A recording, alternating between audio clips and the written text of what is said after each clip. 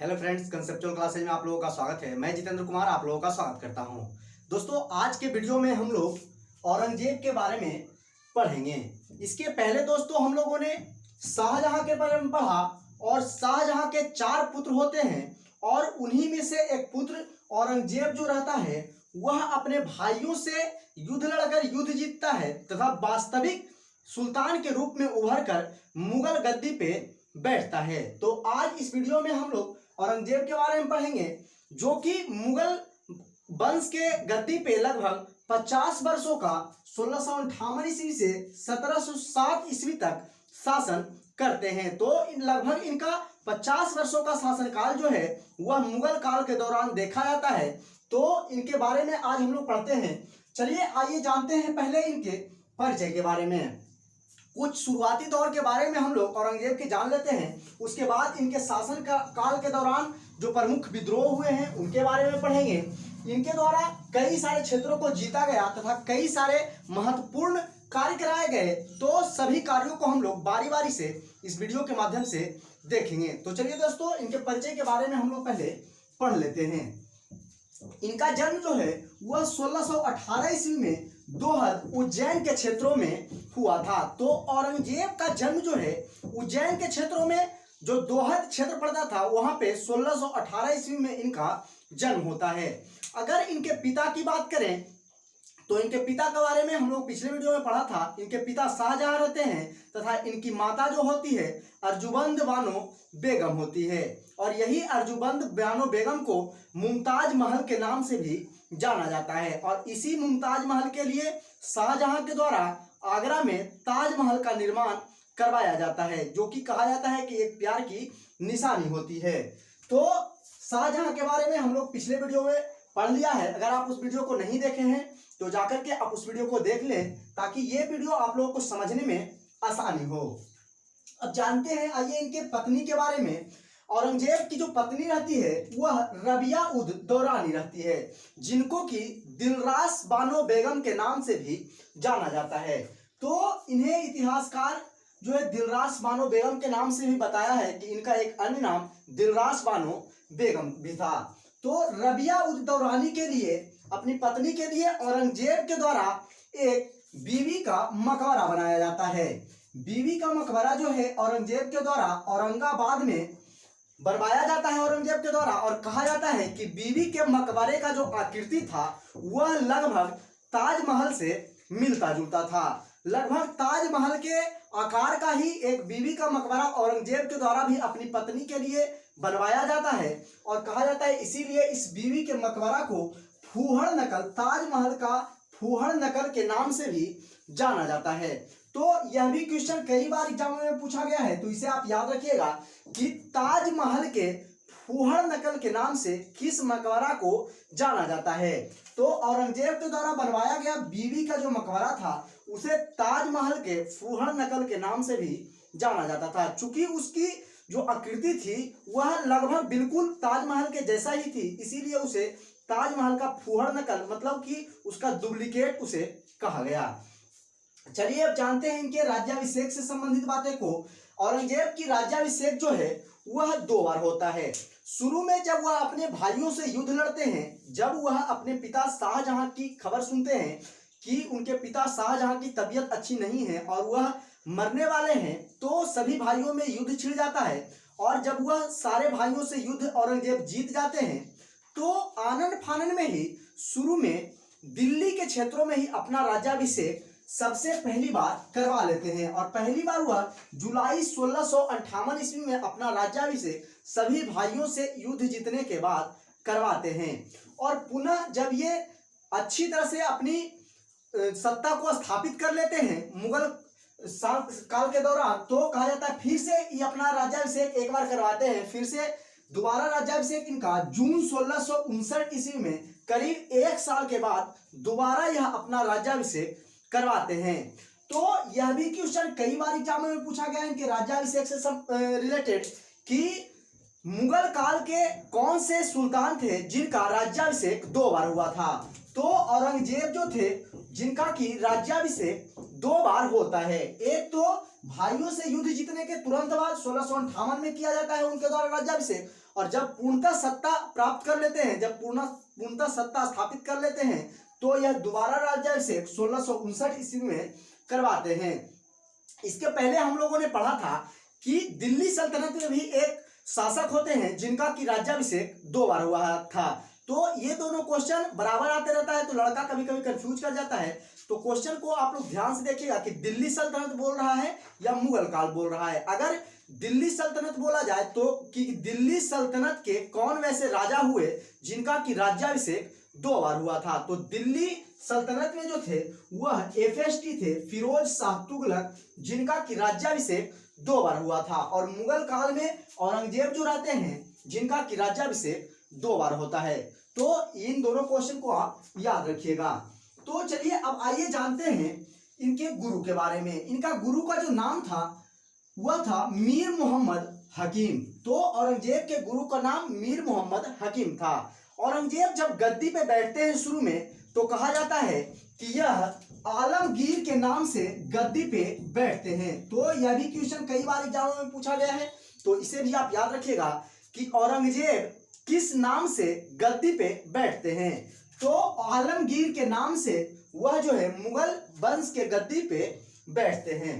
अब आइए जानते हैं कि इनके शासनकाल के दौरान जो है इन्हें कई सारे विद्रोहों का सामना करना पड़ा, और विद्रोह के साथ साथ विद्रोह को तो झेला ही, और कई सारे विजय जो है इन्होंने प्राप्त किए। और कहा जाता है कि लगभग पूरे भारत पर जो है औरंगजेब के शासनकाल में उन्होंने अपना आधिपत्य जमा लिया था। लगभग पूरे भारत पर वह शासन कर रहे होते हैं। तो आइए इनके शासनकाल से संबंधित कुछ इंपॉर्टेंट पॉइंट को हम लोग देखते हैं। कहा जाता है कि सबसे पहले इन्हें राजपूतों का विद्रोह सहना पड़ता है। चूंकि औरंगजेब जो रहते हैं वह एक कट्टर शासक के रूप में उभर कर आते हैं। वह किसी भी धर्म को नहीं मानते हैं, वह इस्लाम के धर्म पे, इस्लाम के नियमों के अनुसार वह शासन करते हैं। और कहा जाता है औरंगजेब के बारे में कि यह एक कट्टर शासक के रूप में जो है मुगल काल के शासनकाल के दौरान उभर कर आते हैं। तो राजपूतों का विद्रोह का सामना करना पड़ता है इनकी कट्टर नीतियों के कारण। चूंकि यह उन्हें बहुत सताते थे और उन्हें कोई भी काम ढंग से नहीं करने दिया जाता था, इसीलिए उनके कट्टर नीति से तंग आकर के राजपूत जो है इनके खिलाफ विद्रोह कर देते हैं। और जब विद्रोह किया जाता है तो औरंगजेब के द्वारा राजपूत के क्षेत्रों में जाकर उस विद्रोह को आसानी के साथ दबा दिया जाता है। तो राजपूत के द्वारा सबसे पहले विद्रोह का सामना करना पड़ता है। फिर जब राजपूतों का विद्रोह खत्म होता है उसके जस्ट बाद ही जाटों का विद्रोह जो है इन्हें सामना जो है करना पड़ता है। जाटों का विद्रोह का सामना करना पड़ता है। कहा जाता है कि यह पहला संगठित विद्रोह था। सभी जो जाट थे वह मिल करके संगठित होकर के एक विद्रोह करते हैं इनके कट्टर नीतियों के खिलाफ। और कहा जाता है कि जो कि गोकुल के नेतृत्व में एक गोकुल जाट रहते हैं और उन्हीं के नेतृत्व में यह जो विद्रोह किया जाता है। और कहा जाता है कि इस विद्रोह में भी औरंगजेब जो है इसको दबाने का बहुत प्रयास करते हैं, और उसी प्रयास में एक तिलपत का युद्ध जो है लड़ा जाता है। और कहा जाता है इस तिलपत के युद्ध में गोकुल को औरंगजेब के द्वारा पराजित कर दिया जाता है और उसको युद्ध में हारना पड़ता है। और कहा जाता है कि उसके बाद 1668 ईस्वी में जब गोकुल को वह पराजित कर देते हैं, जब गोकुल के द्वारा उस क्षेत्रों पे विद्रोह को शांत कर दिया जाता है, दबा दिया जाता है औरंगजेब के द्वारा, उसके बाद जो है 1668 ईस्वी में राजा राम के नेतृत्व में फिर से जो है उसी क्षेत्रों में विद्रोह उभर कर सामने आ जाता है। और कहा जाता है कि राजा राम जो रहते हैं, जो राजा रहते हैं जिनके नेतृत्व में यह विद्रोह उभर कर आता है, वह उनकी नीतियों से, कट्टर नीतियों से इतने ऊब चुके थे कि वह भी उनको सबक सिखाना चाहते थे। और कहा जाता है कि राजा राम के द्वारा उनके जो पुरोहित रहते हैं, जो उनके पिछले वंशज रहते हैं अकबर, उनके जो कब्र रहता है उनसे हड्डियों को उखाड़ करके कहा जाता है कि इनके द्वारा उनके अवशेषों को जला दिया जाता है। तो राजा राम जो है उनके पूर्वजों के अवशेषों को निकाल करके जलाया जाता है। जबकि चूंकि मुस्लिम धर्म में, इस्लाम में लिखा हुआ रहता है कि इनके जो मरे हुए व्यक्ति होते हैं उन्हें गाड़ा जाता है, ना कि जलाया जाता है। और जब राजा राम के द्वारा अकबर के अस्थियों को निकालकर जलाया जाता है तो औरंगजेब को बहुत ही गुस्सा आता है, वे बहुत ही क्रोधित हो जाते हैं और कहा जाता है कि गुस्से में आकर औरंगजेब के द्वारा राजा राम की हत्या कर दी जाती है। विद्रोह को तो दबाया ही जाता है, साथ ही साथ औरंगजेब खुद जाकर के राजा राम को दंड के रूप में उनकी हत्या कर देते हैं। और कहा जाता है कि जब इनकी हत्या होता है तो राजा राम के पुत्र रहते हैं चूड़ामन, उनके द्वारा विद्रोह को जारी रखा जाता है और कहा जाता है कि जाटों का विद्रोह जो है हमेशा इनको झेलना पड़ता है। तो जाटों का विद्रोह जो है शुरू से ही इनको झेलना पड़ता है और लंबे समय तक इनको विद्रोह का सामना करना पड़ता है। फिर कहा जाता है कि इनके शासनकाल के दौरान सिखों का भी विद्रोह देखने को मिलता है। चूंकि इसके पहले शासक ही जो जहांगीर रहते हैं उनके द्वारा सिख के 5वें गुरु जो रहते हैं गुरु अर्जुन देव, उनकी हत्या करवा दी जाती है।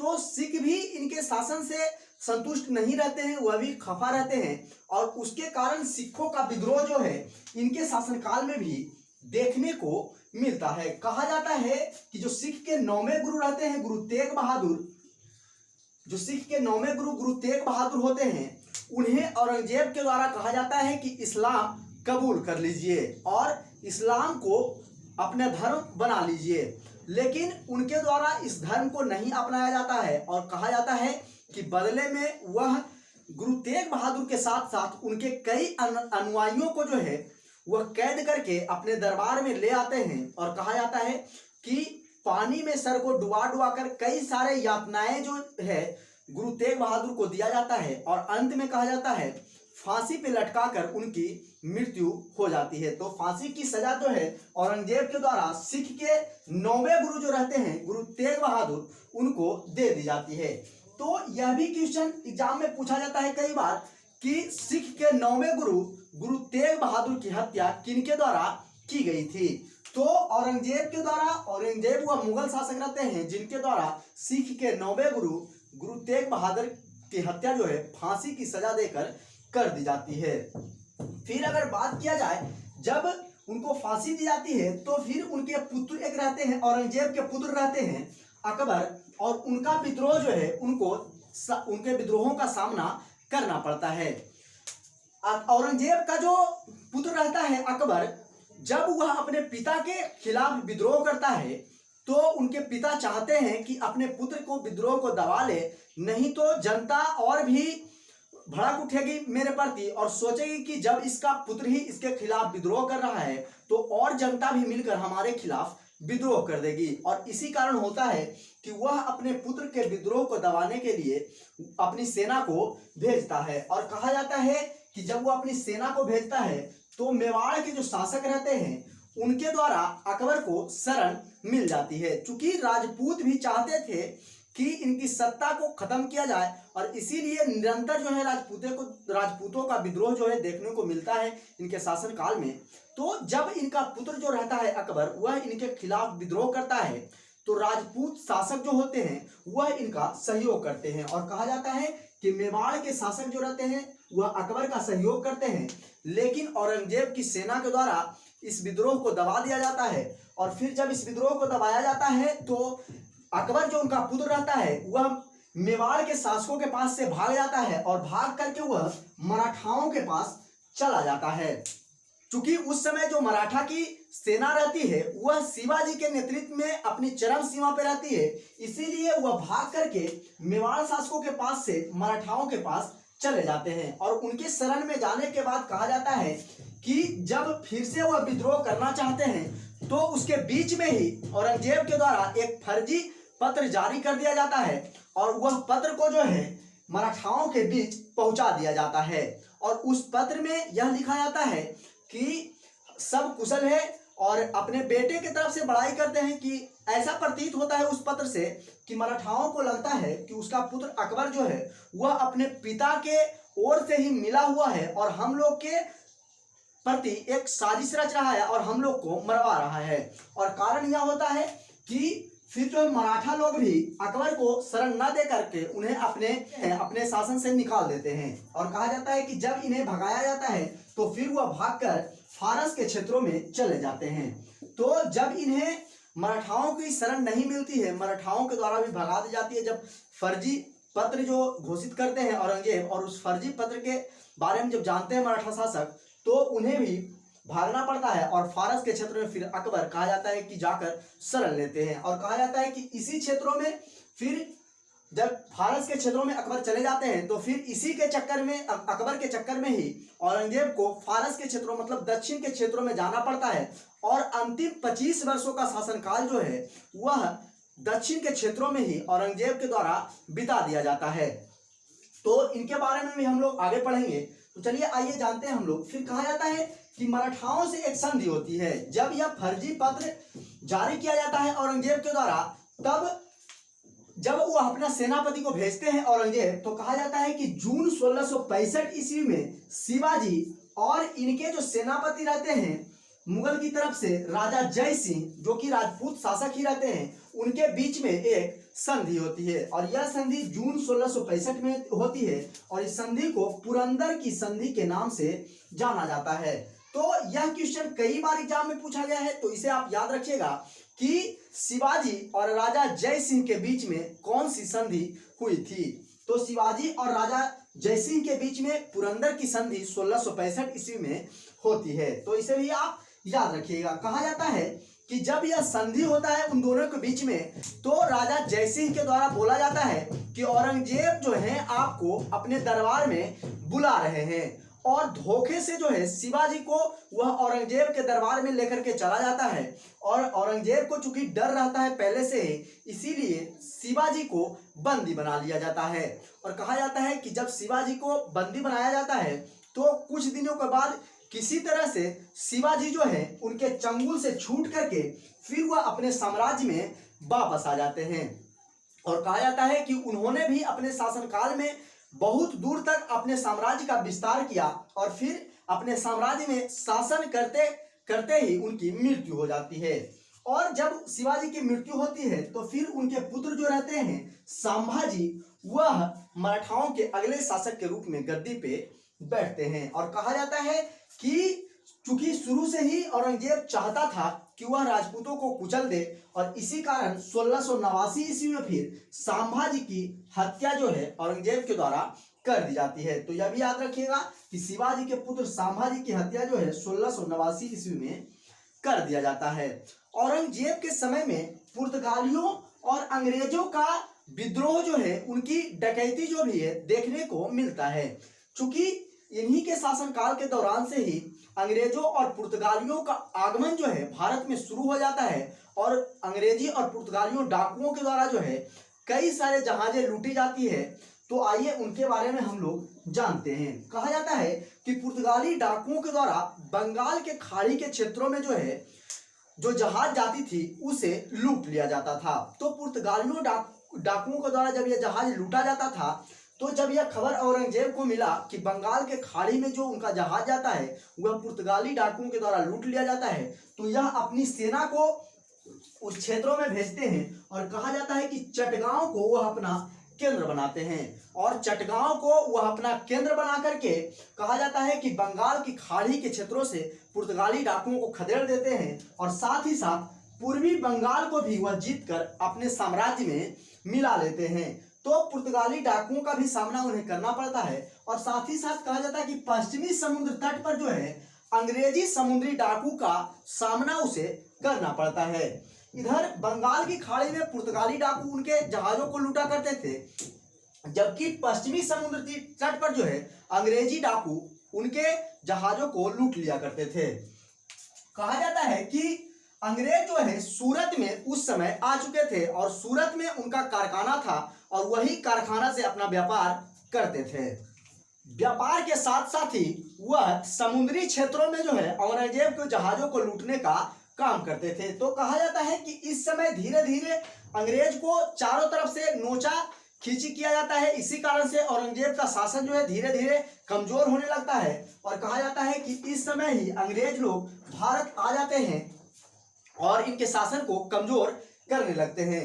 फिर अगर दक्षिण भारत में बात किया जाए, वह अपने पुत्र के चलते चूंकि यह दक्षिण के क्षेत्रों में आ जाते हैं, तो दक्षिण के क्षेत्रों में भी उनके द्वारा कई अभियान किए जाते हैं। और कहा जाता है कि बीजापुर को 1686 ईस्वी में तथा 1687 ईस्वी में गोलकुंडा को इनके द्वारा जीत लिया जाता है। तो 1686 ईस्वी में बीजापुर को जीतते हैं तथा 1687 ईस्वी में यह गोलकुंडा के क्षेत्रों को जीत लेते हैं। अब आइए जानते हैं इनसे जुड़े कुछ महत्वपूर्ण बिंदु जो कि एग्जाम के पॉइंट ऑफ व्यू से बहुत ही महत्वपूर्ण है। उनसे बहुत सारे क्वेश्चन इन पॉइंटों से बनते हैं, तो इन्हें आप ध्यान से देखिएगा और याद करने का प्रयास कीजिएगा। औरंगजेब के बारे में कहा जाता है कि यह एक कट्टर सुन्नी मुसलमान थे।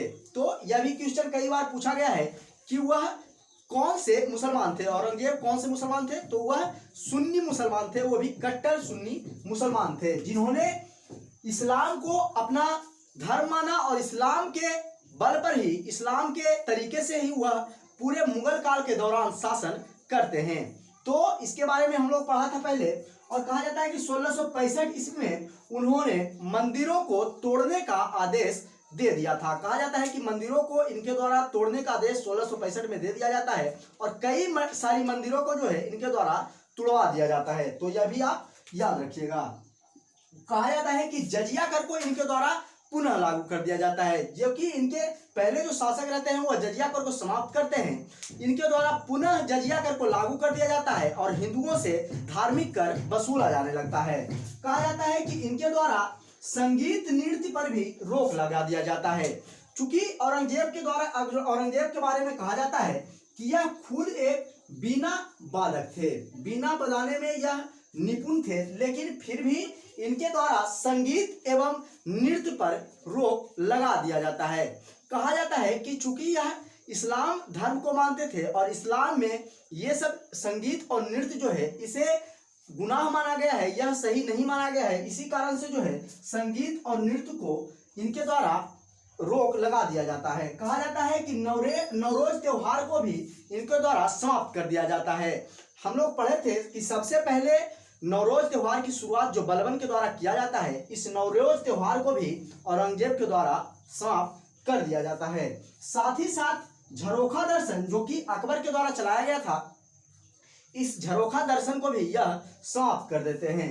दिवाली और होली जैसे पर्वों पर भी यह रोक लगा देते हैं और कहा जाता है कि समाज को सुधारने के लिए जो वैश्यालयों का समाज से अलग एक निर्माण कराया गया था, उन वैश्यालयों को भी वह बंद करवा देते हैं।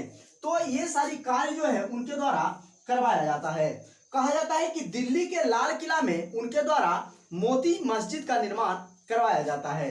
तो इसे भी आप याद रखिएगा कि दिल्ली के लाल किला में मोती मस्जिद का निर्माण किसने करवाया, तो औरंगजेब ने करवाया था। और अपनी बीवी के लिए उन्होंने एक बीवी का मकबरा का भी निर्माण कराया था, जो कि ताजमहल के फूहड़ नकल के नाम से जाना जाता था। तो इसे भी आप याद रखिएगा। साथ ही कहा जाता है कि हिंदुओं पर उन्होंने टैक्स की व्यवस्था को बढ़ा दिया और कहा जाता है कि उनकी टैक्स व्यवस्था क्या थी, आइए देखते हैं। कहा जाता है कि जिस भी हिंदू का अगर 200 दिरहम से कम आय होता था, उनसे 12 दिरहम प्रति वर्ष इनके द्वारा लिया जाता था। जिस भी हिंदू का 200 दिरहम से कम आय होता था, उनके द्वारा प्रति वर्ष 12 दिरहम कर के रूप में औरंगजेब के द्वारा ले लिया जाता था। और जिनका आय 200 दिरहम से 10,000 दिरहम के बीच में होता था, उनसे 24 दिरहम प्रति वर्ष लिया जाता था। और जिनका आय 10,000 दिरहम से अधिक होता था, उनसे 48 दिरहम प्रति वर्ष औरंगजेब के द्वारा वसूला जाता था। तो यह हिंदुओं के प्रति उनकी टैक्स व्यवस्था थी। वह चूंकि कट्टर शासक थे, इसीलिए हिंदुओं पर उन्होंने अपनी टैक्स को भी बढ़ा दिया। और कहा जाता है कि फिर 1707 ईस्वी में दक्षिण के क्षेत्रों में ही इनकी मृत्यु हो जाती है और इन्हें दौलताबाद में दफना दिया जाता है। तो इनकी मृत्यु के बाद फिर हम लोग पढ़ेंगे आगे कि किस तरह से मुगल काल का फिर समाप्त हो जाता है। बहादुर शाह जफर द्वितीय जो रहते हैं, इनके अंतिम शासक रहते हैं मुगल काल के, और फिर मुगल काल का पूरा दौर जो है खत्म हो जाता है। और एक मुगल प्रशासन का पूरा वीडियो हम लोग पढ़ेंगे और फिर एक उत्तर मुगल काल की दृष्टि को हम लोग देख लेंगे। और फिर यहाँ से ही आधुनिक भारत का इतिहास जो है शुरू हो जाता है। और फिर हम लोग आधुनिक भारत के इतिहास को बारी बारी से इसी तरह से वीडियो के माध्यम से, जिस तरह से हम लोगों ने मध्यकालीन इतिहास को बारी बारी से अलग अलग वीडियो के माध्यम से पढ़ा, उसी प्रकार से आधुनिक इतिहास को भी अलग अलग वीडियो के माध्यम से बारी बारी से पढ़ेंगे। तो दोस्तों, आज हम लोगों ने औरंगजेब के बारे में इस ऑब्जेक्टिव के माध्यम से आप लोगों को बारी बारी से समझाने का प्रयास किया। तो अगर आप लोगों को सारी चीजें समझ में आई है तो प्लीज वीडियो को लाइक करें, चैनल को सब्सक्राइब करें तथा ज्यादा से ज्यादा दोस्तों के पास शेयर करें। तो चलिए दोस्तों, आज के लिए इतना ही, फिर मिलते हैं अगले वीडियो में। जय हिंद।